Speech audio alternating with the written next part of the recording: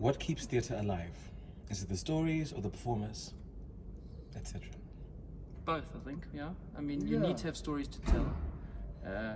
To me, theatre is also Audience.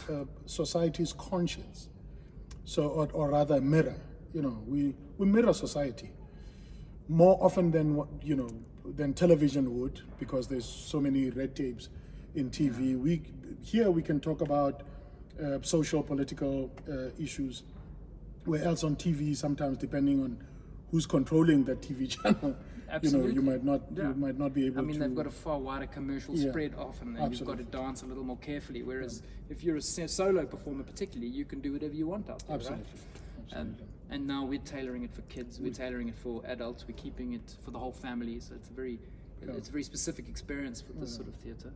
And the experience is what I was saying earlier on.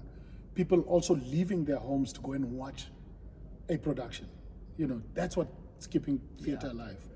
And I think even if you took it for granted, 2020 and COVID showed us that it's not something to take for granted. Once we got locked into our homes, I started missing going to a soccer game. Yeah.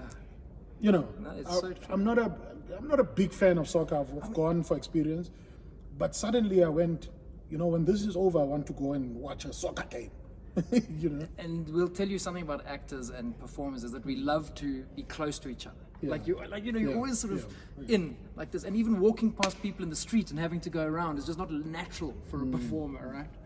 We also Miss save. that stuff, man. We're safer around artists. At least I feel safer around artists. Sure. People will be surprised how much we know one another personally. You know. Yeah, that's true.